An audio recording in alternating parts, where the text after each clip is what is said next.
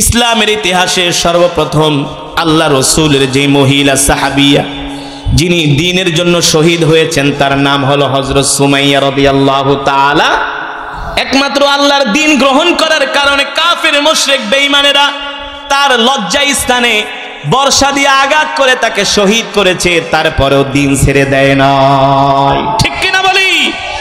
আজকে সারা পৃথিবীতে আমরা মুসলমান মার খাই, আজকে আমাদেরকে কাফের মুশরিক বেঈমানরা আমাদেরকে ভয় পায় না। এর কারণ কি?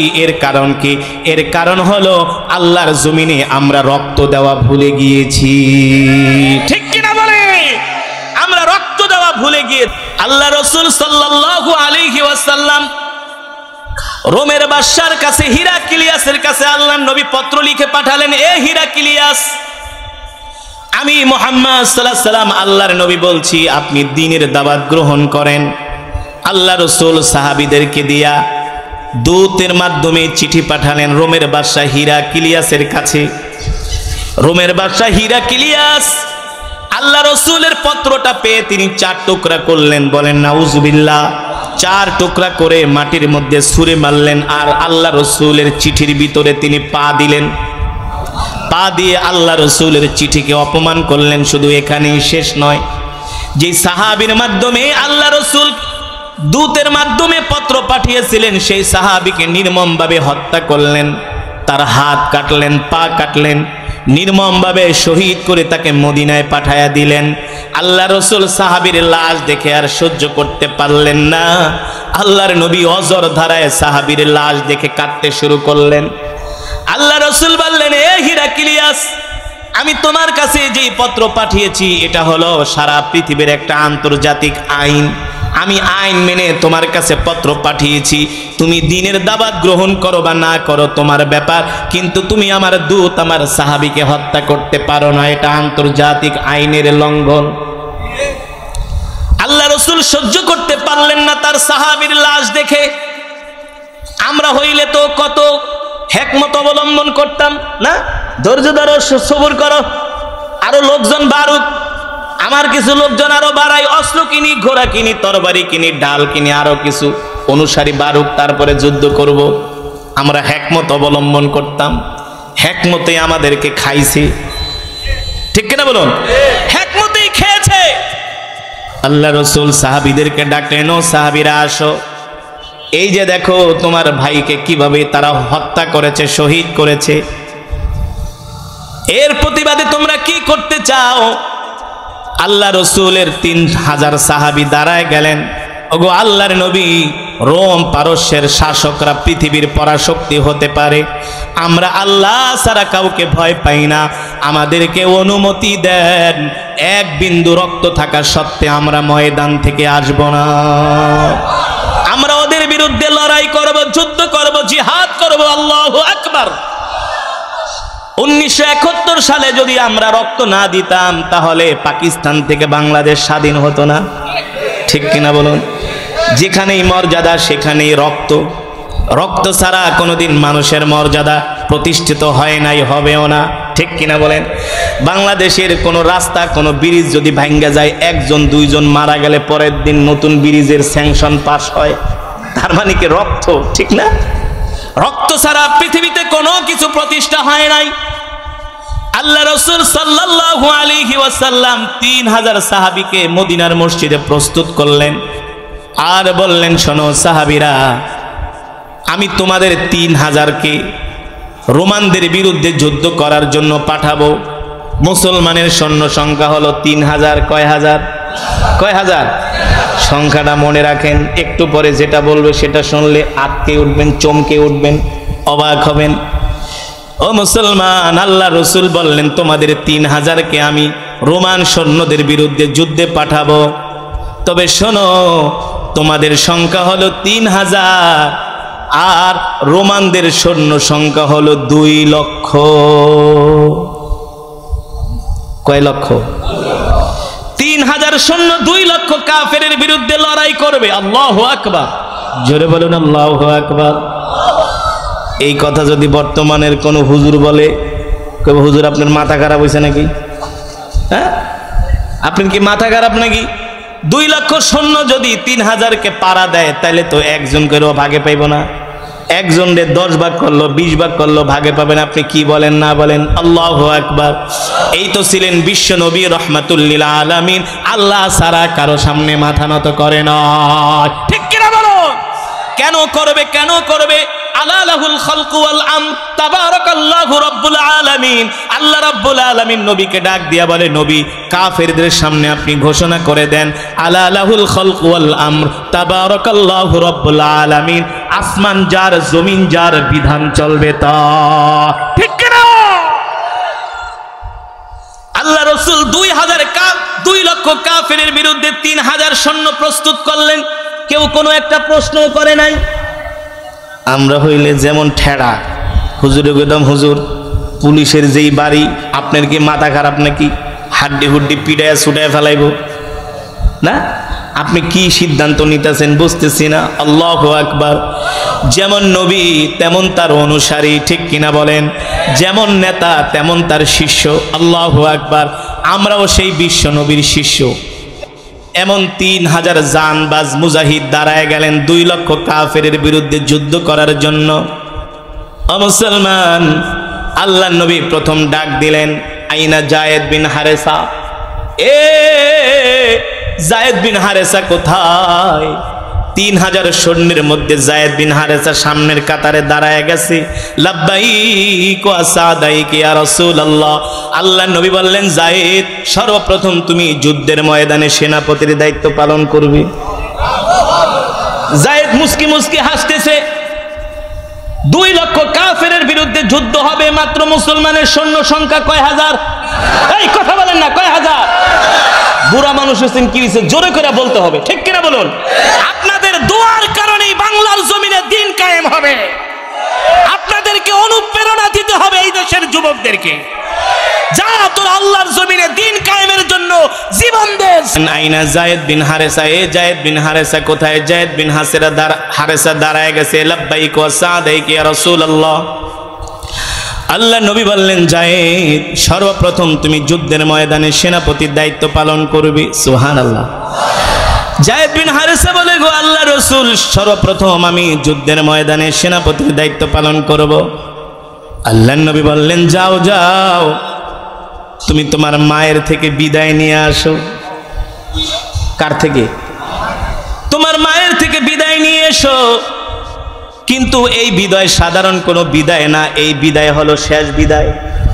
আর কোনো দিন তোমার মায়ের সাথে দেখা হবে না। আল্লাহর নবী বইলা দিছে, আর কোনো দিন তোমার মায়ের সাথে দেখা হবে না। যুবক রে, অত্র এলাকার যুব সমাজ ভালো করে শুনে রাখো দোস্ত, এই বিদায় শেষ বিদায়। আল্লাহর নবী বলে, যাও যাও, আর কোনোদিন তোমার মায়ের সাথে দেখা হবে না। জায়েদ বিন হারেসা দাঁড়ায় বলো, গো আল্লাহ রাসূল, আমার মা হলো আম্মাজান আয়েশা, এখানেই আছে। আপনি হলেন আমার বাবা, আমার তো আর যাওয়ার কোনো দরকার নাই। আমি একটু আমার তরবারিটা ধারাই, যুদ্ধের জন্য প্রস্তুতি নেই। কেমন তাদের ঈমান! আল্লাহু আকবার। আর আমরা হইলে তো অবস্থা 12টা বেজে যেত, ঠিক না?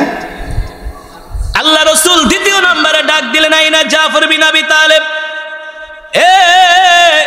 আইনা আখি জাফর বিন আবি তালেব? আমার ভাই জাফর বিন আবি তালেব কোথায়? জাফর বিন আবি তালেব দাঁড়ায় গেছে। লাব্বাইক ওয়া সাদাইক ইয়া রাসূলুল্লাহ। আল্লাহর নবী বললেন, জাফর শোনো, 2 নম্বরে তুমি সেনাপতির দায়িত্ব পালন করবা। তার মানে তোমার আগে একজন সে শহীদ হয়ে যাবে, তারপরে তুমি 2 নম্বরে। জাফর বিন আবি তালেব মাত্র কয়েকদিন আগে হিজরত করে মদিনায় আসছে। ভালো করে ছেলে সন্তানের সাথেও দেখা হয় নাই, স্ত্রীর সাথেও দেখা হয় নাই। কিন্তু আল্লাহর নবী তাকে আরেকটা যুদ্ধের জন্য সেনাপতি হিসাবে তার নাম ঘোষণা করেছেন। জাফর বিন আবি তালেব দাঁড়ায় গেলেন, জাফর শোনো, 2 নম্বরে তুমি সেনাপতির দায়িত্ব পালন করবা। জাফর বিন আবি তালেব বললেন, লাব্বাইক ওয়া সাদাইক ইয়া রাসূলুল্লাহ। আপনি আমাকে যেই দায়িত্ব দিয়েছেন, 1 বিন্দু রক্ত আমার শরীরে থাকা পর্যন্ত আমি আমার দায়িত্ব পালন করে যাব। আল্লাহু আকবার। জাফর বিন আবি তালেব বসে গেলেন। 3 নম্বরে আল্লাহ রাসূল ডাক দিলেন, আইনা আব্দুল্লাহ বিন রাওয়াহা, এ আমার সাহাবী আব্দুল্লাহ বিন রাওয়াহা কোথায়? আব্দুল্লাহ বিন রাওয়াহা দাঁড়ায় গেলেন। আল্লাহ নবী বলেন, আব্দুল্লাহ বিন রাওয়াহা 3 নম্বরে তুমি সেনাপতির দায়িত্ব পালন করবে। আব্দুল্লাহ বিন রাওয়াহা বললেন, গো আল্লাহর রাসূল, যতক্ষণ পর্যন্ত আমার শরীরে এক বিন্দু রক্ত থাকবে, আমার হাত আমার বাহুর সাথে লেগে থাকবে, ততক্ষণ পর্যন্ত আমি আল্লাহর জমিনে দ্বীন কায়েমের জন্য লড়াই চালিয়ে যাব। একজন আর একজনের দিকে তাকায় বলে, দোস্ত, এতদিন আমরা যত যুদ্ধ গিয়েছি প্রত্যেকটা যুদ্ধে সেনাপতি ছিল একজন, আজকে হলো 3 জন। আজকে 3 জন হওয়ার মানে হলো আমরা 3 জনের একজনও আর ফিরে আসব না। 3 জনেই আল্লাহর জমিনে দ্বীন কায়েমের জন্য শহীদ হয়ে যাব। তাদের মধ্যে কোনো ভয় নাই, কোনো ভীতি নাই, সবাই হাসতেছে। সুবহানাল্লাহ। আল্লাহর নবী ডাক দিলেন, জাফর বিন আবি তালেব, যাও তুমি তোমার স্ত্রীর থেকে বিদায় নিয়ে আসো। তবে শোনো, এই বিদায় কিন্তু এই বিদায় শেষ বিদায়, আর কোনোদিন তোমার স্ত্রীর সাথে সন্তানের সাথে দেখা হবে না। জাফর বিন আবি তালেব দৌড়ায় বাড়িতে গেলেন, স্ত্রীকে ডাক দিলেন, এই স্ত্রী কোথায় গেছো, তাড়াতাড়ি আসো, তোমার সাথে আমি সাক্ষাৎ করার জন্য আসছি। স্ত্রী রান্নাঘর থেকে ডাক দিয়া বলে, প্রাণের স্বামী গো, আমি আপনার জন্য খাবার প্রস্তুত করছি। জাফর বিন আবি তালেব ডাক দিয়া বলে, স্ত্রী রে, খাবার প্রস্তুত করার দরকার নাই, তোমার খাবার খাবার সময় আমার হাতে নাই। ও মা বোনেরা, ভালো করে খেয়াল করেন, মহিলা সাহাবীরা দ্বীনের জন্য কত ত্যাগ স্বীকার করেছেন। জাফর বিন আবি তালেবের স্ত্রী বলে, প্রাণের স্বামী গো, আমি আপনার জন্য খাবার প্রস্তুত করছি। জাফর বিন আবি তালেব বলে, স্ত্রীরে, আমার খাবার খাওয়ার সময় নাই।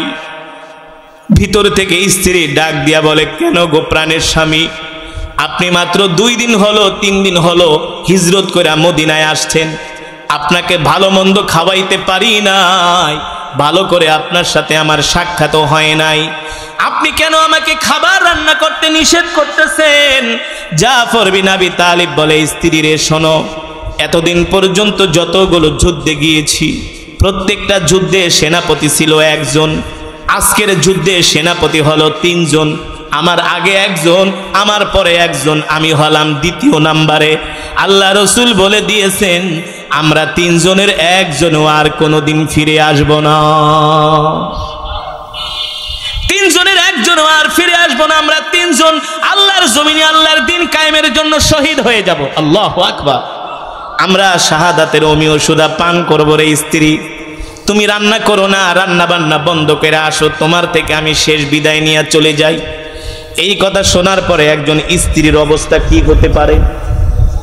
এই কথা শোনার পরে একজন জলজ্যান্ত স্ত্রীর অবস্থা কি হতে পারে? ইতিহাসের মধ্যে আসছে। এই কথা শোনার পরে জাফর বিন আবি তালেবের স্ত্রী গলা কাটা মুরগির মতো ছটফট করতেছে আর কান্না করতেছে, প্রাণের স্বামী গো, কতদিন পর্যন্ত মদিনার বাইরে ছিলেন, ভালো করে দেখি নাই, ভালো করে কোনো খাবারও রান্না করে খাওয়াইতে পারি নাই, ছোট ছোট 2টা ছেলে বাচ্চা আছে, এদেরকে এতিম করে আপনি চলে যাবেন, আমি কিভাবে আপনাকে ছাড়া থাকবো? কিভাবে আমি এই দুনিয়াতে বাঁচবো? আমি তো আপনাকে ছাড়া বাঁচতে পারবো না, থাকতে পারবো না। যেই স্ত্রী তার স্বামীকে ভালোবাসে সেই স্ত্রী বোঝে স্বামীর ভালোবাসা কেমন। স্ত্রী গলা কাটা মুরগির মতো ছটফট করতেছে। জাফর বিন আবি তালেব ডাক দিয়া বলে, স্ত্রী রে, কান্না করো না, কান্না করো না, শোনো, এই দেখা তোমার সাথে আমার শেষ দেখা নয়, আমি তোমার জন্য জান্নাতের সিঁড়িতে অপেক্ষা করব, তোমার জন্য আমি জান্নাতের সিঁড়িতে অপেক্ষা করব। এই কথা বলে জাফর বিন আবি তালেব তার স্ত্রীকে ডাক দিয়া মাথায় হাত দিয়া বলে, শোনো, এই যে আমার 2টা ছোট ছোট বাচ্চা আছে, ছেলে আছে, আমি তোমাকে ওসিয়ত করে গেলাম, আমি যে পথে যাচ্ছি আমার সন্তান 2টাকেও সেই পথে পরিচালিত করবা, তার মানে আমিও দ্বীনের জন্য শহীদ হতে যাচ্ছি, আমার দুই সন্তানকেও দ্বীনের জন্য তুমি শহীদ হওয়ার জন্য জিহাদের ময়দানে পাঠাবা। আল্লাহু আকবার। জাফর বিন আবি তালেবের স্ত্রী ছটফট করতেছে, কান্না করতেছে। জাফর বিন আবি তালিব বলে, স্ত্রী রে, তোমার হাতের খাবার খাওয়ার সময় নাই, তোমার সাথে আমার কথা বলার সময় নাই। আমি দেখতেছি আমার নাকের মধ্যে জান্নাতের সুঘ্রাণ আসতেছে। এই কথা বলে জাফর বিন আবি তালেব যুদ্ধের জন্য রওনা হয়ে গেছে। পিছন থেকে স্ত্রী তাকায় আর বলে, স্বামী গো, একবার তাকান, একবার তাকান, একবার তাকান। জাফর বিন আবি তালেব ছোট ছোট বাচ্চার দিকে তাকায়। ছোট ছোট বাচ্চা দুইটা কান্না করে আর বলে, বাবা আমাদেরকে রেখে চলে যাচ্ছ, আমাদেরকে এতিম করে চলে যাচ্ছ, কে আমাদেরকে খেলনা কিনে দিবে, কে আমাদেরকে ঘুরতে নিয়ে যাবে? সবার তো বাবা আছে, আমাদের বাবা তো যুদ্ধের ময়দানে চলে যাচ্ছে। জাফর বিন আবি তালেব সন্তানের দিকেও তাকায় না, স্ত্রীর দিকেও তাকায় না, সোজা জিহাদের ময়দানে রওনা শুরু করে দিয়েছি। তৃতীয় নম্বরে যার নাম ঘোষণা করা হয়েছে তার নাম কি? জোরে বলে। আরে ও আজ তো মুখস্থ রাখতে হবে মিয়া। তার নাম হলো আব্দুল্লাহ বিন রওয়াহা রাদিয়াল্লাহু তাআলা আনহু। আব্দুল্লাহ বিন রওয়াহা কেবলমাত্র নতুন বিবাহ কইরা ঘরে বউ আনছে। এ যুবক, এ অত্র এলাকার যুব সমাজ ভালো করে শুনে রাখো, আল্লাহ রাসূলের কাছে আমরা কি জবাব দিব? আব্দুল্লাহ বিন রওয়াহা কেবলমাত্র আজকে বিয়ে করে সুন্দরী বউ বাসর ঘরে রেখা আল্লাহ নবী ডাক দিছে, আসো তাড়াতাড়ি যুদ্ধের ময়দানে। আব্দুল্লাহ বিন রওয়াহা আল্লাহ রসুলের ডাকে সাড়া দিয়ে আল্লাহ রসুলের কাছে গেছেন। আল্লাহ নবী ডাক দিয়ে তাকে যুদ্ধের ময়দানে 3 নম্বরের সেনাপতির নাম ঘোষণা করেছে। আল্লাহ রসুল বললেন, যাও তুমি তোমার স্ত্রীর কাছ থেকে বিদায় নিয়ে আসো। আব্দুল্লাহ বিন রওয়াহা ঘরের দরজার সামনে যায়, দরজা নক করে, ইফতাহিল বাব, এ দরজা খোলো, দরজা খোলো, দরজা খোলো। ঘর থেকে মৃদু কণ্ঠে আওয়াজ আসতেছে। কে গো, কে গো? বলে, আমি তোমার স্বামী। ওগো প্রাণের স্বামী, ঘরে আসেন, আমি আপনার জন্য বাসর ঘরে অপেক্ষা করতেছি। স্ত্রী স্বামীর জন্য বাসর ঘরে অপেক্ষা করছে, স্ত্রী স্বামীর জন্য বাসর ঘরে অপেক্ষা করছে। মুসলমান, এই কথাগুলো বললে আপনারা মনে করবেন মনে হয় কোনো কাল্পনিক কোনো ঘটনা আমাদেরকে শোনাচ্ছে। আল্লাহর কসম করে বলি, কাল্পনিক কোনো ঘটনা না, বানানো কোনো ঘটনা না, আল্লাহ রাসূলের সাহাবীদের জীবন্ত ঘটনা, জীবন্ত ঘটনা। আব্দুল্লাহ বিন রওয়াহা তার স্ত্রীকে বলতেছেন, ও প্রিয়তমা স্ত্রী, আমাকে ঘরে ডেকো না। স্ত্রী ডাক দিয়া বলে, কেন গো প্রাণের স্বামী, ঘরে ডাকবো না? বলে, শোনো, তোমার সাথে আমার সাক্ষাৎ করার সময় নাই। কারণ কি? কারণ কি? আল্লাহ রসুল এতদিন আমাদেরকে যে যুদ্ধে পাঠিয়েছিলেন, প্রত্যেকটা যুদ্ধের সেনাপতি ছিল একজন, আজকের যুদ্ধের সেনাপতি হলো 3 জন। আমার আগে 2 জন, আমি হলাম 3 নম্বরে। আর আল্লাহ নবী বলে দিয়েছেন, আমরা 3 জনই জিহাদের ময়দানে শহীদ হয়ে যাব, আর কোনোদিন তোমার সাথে আমার সাক্ষাৎ হবে না। নতুন বিবাহিতা স্ত্রী বলতেছে, প্রাণের স্বামী গো, একবারের জন্য একটু ঘরে আসেন, আমার সাথে সাক্ষাৎ করেন, আমার চেহারাটা দেখে যান। আল্লাহ নবী বলে, না, আমি চাই না এই সময় কারো প্রতি আমার ভালোবাসা জাগো। বাসর ঘর থেকে স্ত্রী বলতেছে, ও প্রাণের স্বামী শোনেন, আমাকে বলা হয় হুরে মদিনা, মদিনার সবচেয়ে সুন্দরী কন্যা আমি, একবারের জন্য আমার চেহারাটা দেখা যান। আব্দুল্লাহ বিন রওয়াহা বলে, শোনো, আমি চাই না এই সময় দুনিয়ার কারো প্রতি আমার ভালোবাসা জাগো, তবে শোনো, তোমার সাথে আমার এই দেখা শেষ দেখা নয়, আমি তোমার জন্য আল্লাহ তাআলার জান্নাতের সিঁড়িতে অপেক্ষা করব। আল্লাহু আকবার। এই কথা বলে আব্দুল্লাহ বিন রওয়াহা যুদ্ধের ময়দানের দিকে রওনা হয়ে চলে গেলেন। যেই যুদ্ধের নাম হলো মুতার যুদ্ধ, যেই যুদ্ধের পরে মুসলমানদের প্রভাব প্রতিপত্তি বেড়ে গিয়েছিলেন, সারা পৃথিবীতে মুসলমানদের জয় শুরু হয়ে গিয়েছিল। কাফেররা দলে দলে আল্লাহ রসুলের কাছে এসে কালেমা পড়ে মুসলমান হয়েছিল। যেই যুদ্ধে বিজয় অর্জন করার পরে, আল্লাহু আকবার, আল্লাহর নবী 3000 সাহাবীকে সানাওয়াতুল ওয়াদা পর্যন্ত আল্লাহর রাসূল আগায় দিলেন। আল্লাহর নবী নিজে তাদেরকে যুদ্ধের ময়দানের দিকে আগায়া দিচ্ছেন। প্রায় মদিনা থেকে প্রায় ১৫০০ কিলোমিটার দূরে যায় সাহাবীরা যুদ্ধের তাবু গাড়লেন।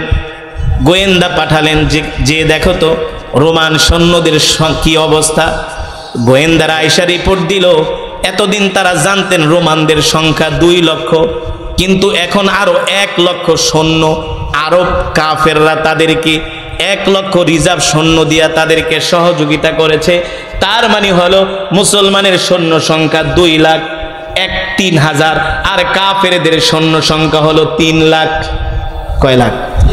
মুসলমানের সৈন্য সংখ্যা ৩,০০০ আর কাফেরদের সৈন্য সংখ্যা হলো ৩ লাখ।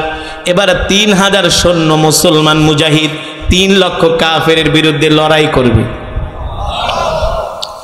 ৩ জন সেনাপতি দাঁড়ায় গেলেন, এ শোনো, এতদিন আমরা শুনেছি ২ লক্ষ, এখন শুনতেছি ৩ লাখ। কেউ কেউ বলতেছেন আল্লাহ রসুলকে বিষয়টা জানান। শুনছি ২ লাখ, এখন আইসা দেখি ৩ লক্ষ সৈন্য, ৩,০০০। মুসলমানের যুদ্ধের ময়দানে বিজয় কখনো অস্ত্রের মাধ্যমে আসে না, সৈন্যের মাধ্যমে আসে না, আসে আল্লাহ তাআলার সাহায্যের মাধ্যমে। ঠিক কিনা বলো?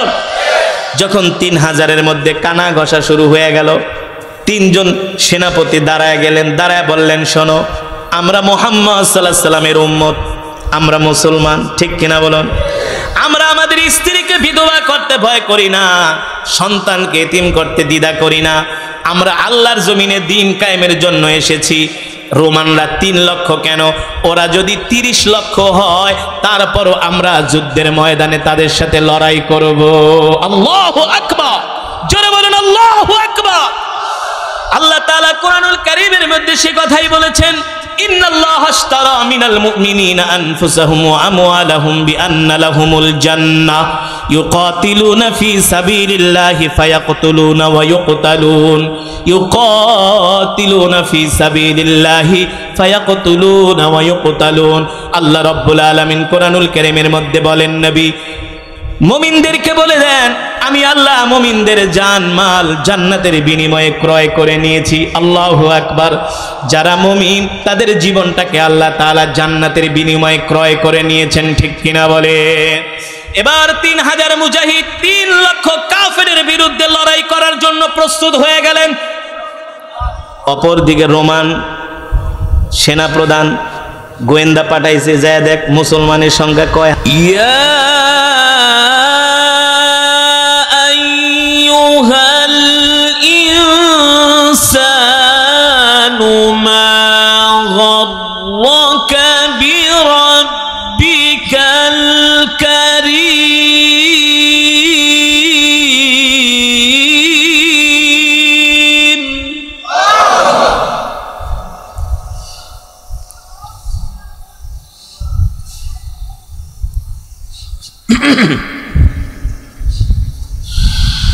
الذي خلقك فسواك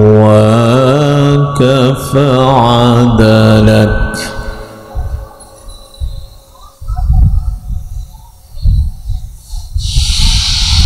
الذي خلقك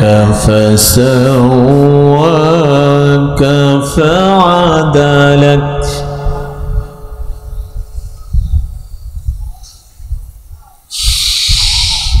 يا أيها الإنسان ما غرك بربك الكريم الذي خلقك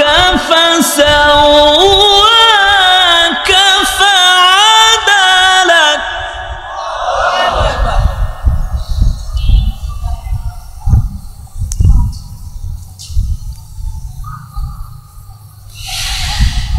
في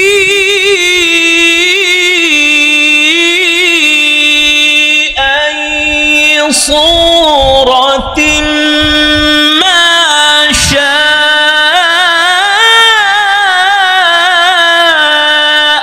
ركبك সাউন্ড কমাইস না, সাউন্ড বাড়া। লয়েছে তো মেশিন আবার দাও কমায়া।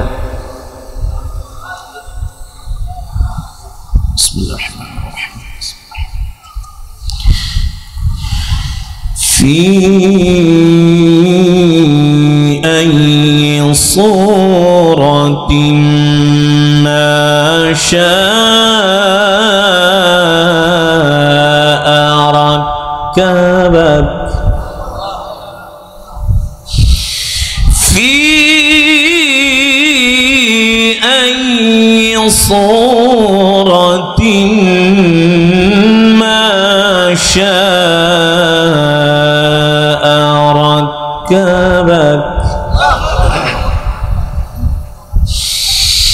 كلا بل تكذبون بالدين وإن عليكم لحافظين كراما كاتبين يعلمون ما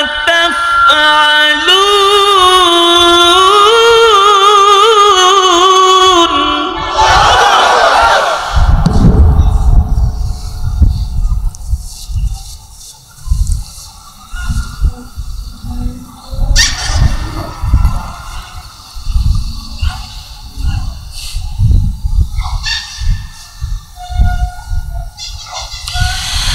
كلا بل تكذبون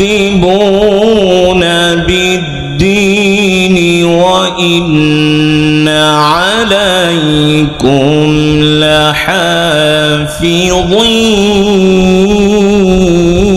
لحافظين كراما كاتبين كراما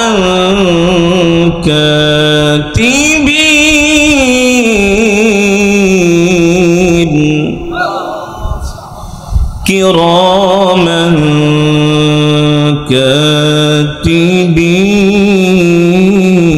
كاتبين كلا بل تكذبون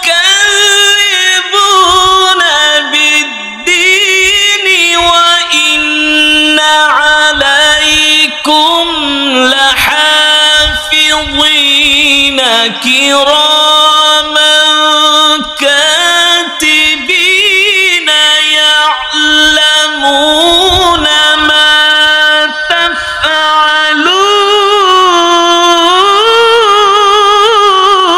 تفعلون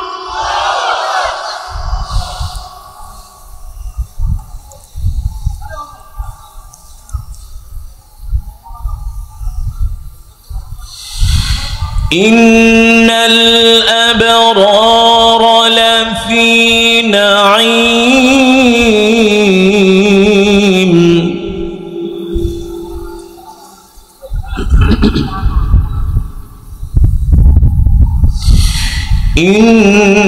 إن الأبرار لفي نعيم وإن الفجار لفي جحيم يصلونها يوم الدين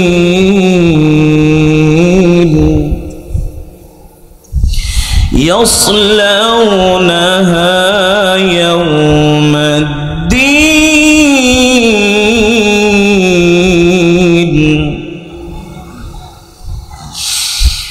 إن الأبرار لفي نعيم وإن الفجار لفي جحيم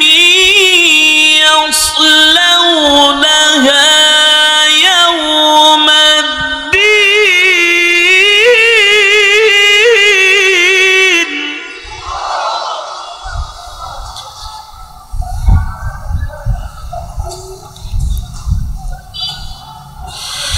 وما هم عنها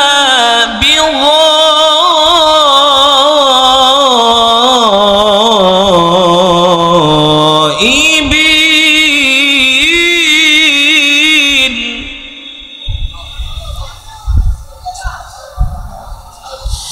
وما هم عنها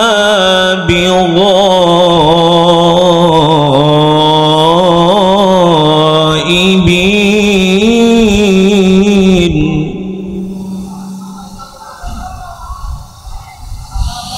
وما أدراك ما يوم الدين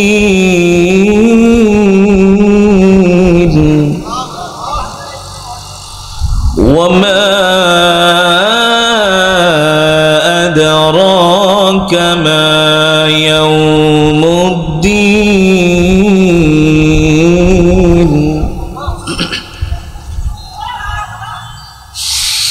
وما أدراك ما يوم الدين ثم ما أدراك ما يوم الدين يوم لا تملك نفس لنفس شيئا والأمر يومئذ لله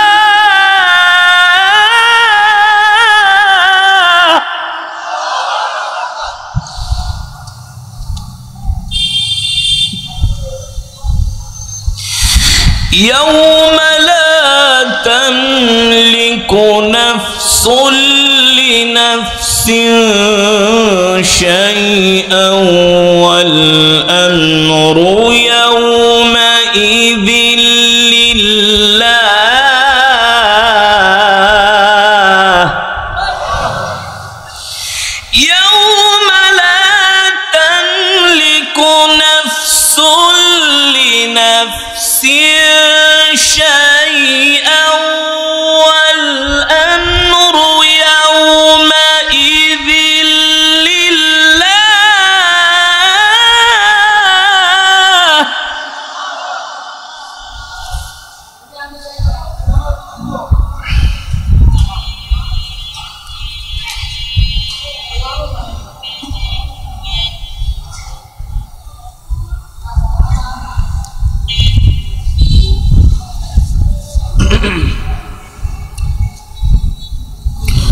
يوم لا تملك نفس لنفس شيئا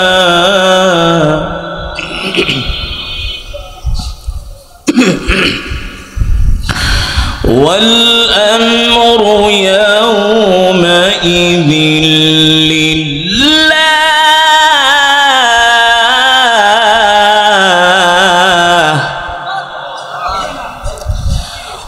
والأمر يومئذ لله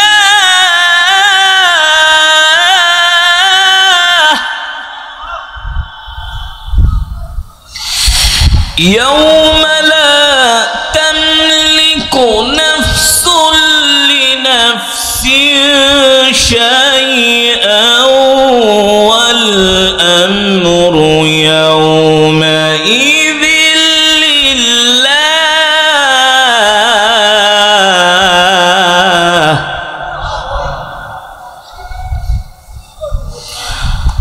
الله أكبر ولله الحمد بسم الله الرحمن الرحيم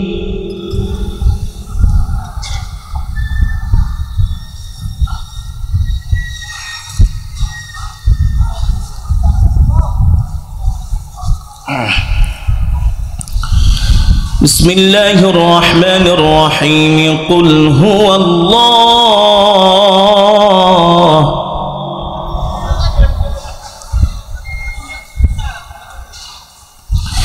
قل هو الله أحد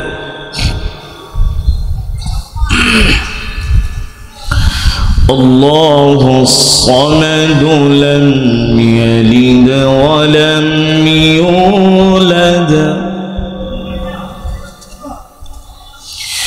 لم يلد ولم يولد ولم يكن له كفوا أحد بسم الله الرحمن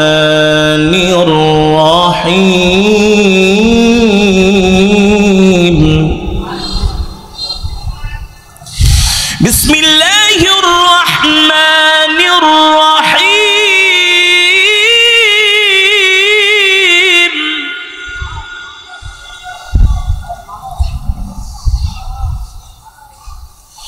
بسم الله الرحمن الرحيم قل هو الله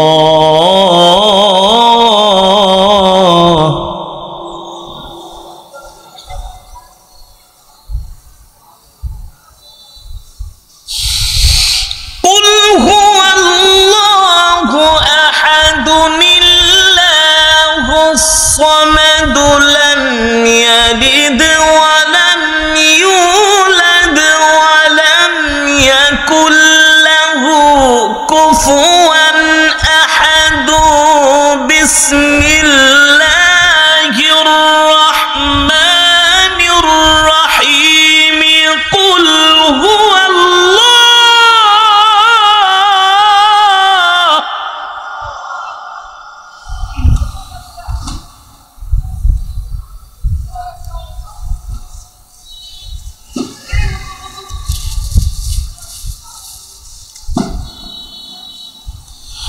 بسم الله الرحمن الرحيم قل هو الله أحد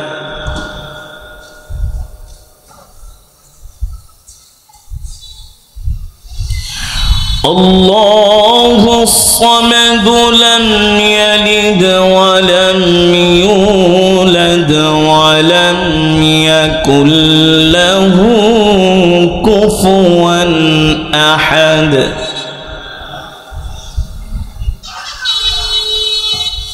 لم يلد ولم يولد ولم يكن له كفوا أحد بسم الله الرحمن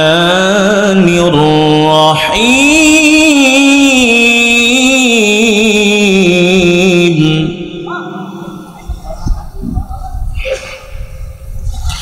بسم الله الرحمن الرحيم قل أعوذ برب الناس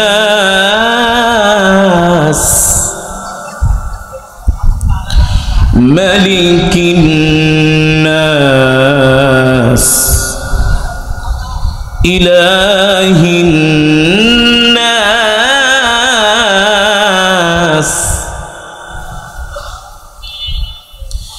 من شر الوسواس الخناس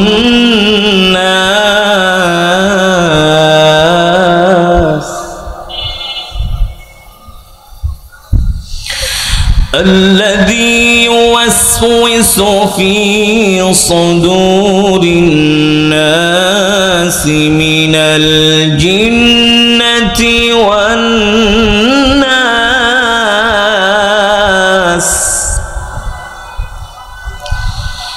الذي يوسوس في صدور الناس من الجنة والناس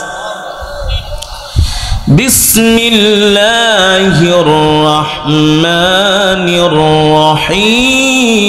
الرحيم قل أعوذ برب الناس ملك الناس إله الناس من شر الوسواس الخناس الذي يوسوس في صدور الناس من الجنة والناس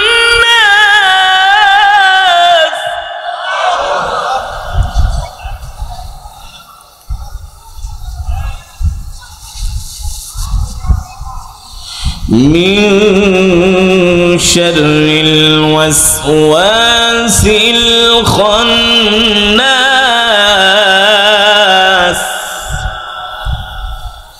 من شر الوسواس الخناس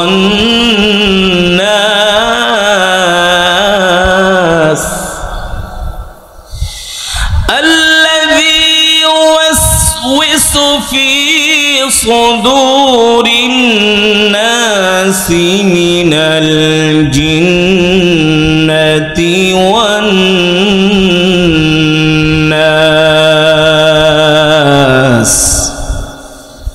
الذي يوسوس في صدور الناس من الجنة والناس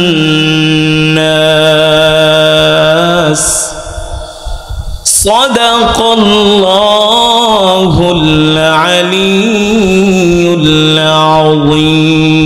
الله الرحمن الرحيم.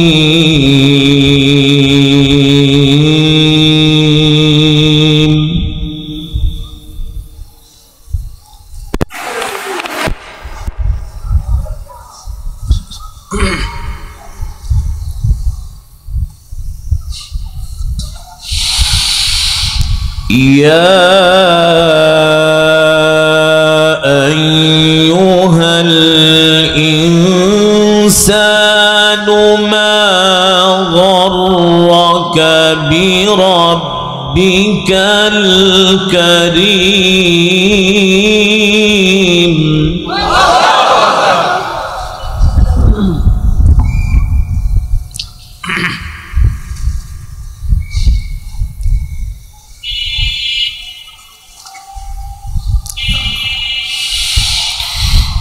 يا أيها الإنسان ما غرك بربك الكريم.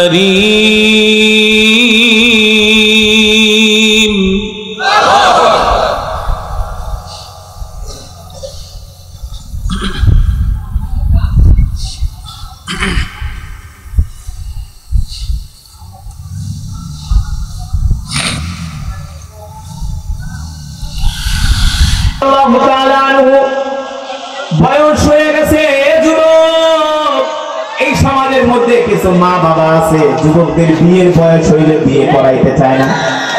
আছে কি আছে না? এই সমাজে কিছু মা বাবা আছে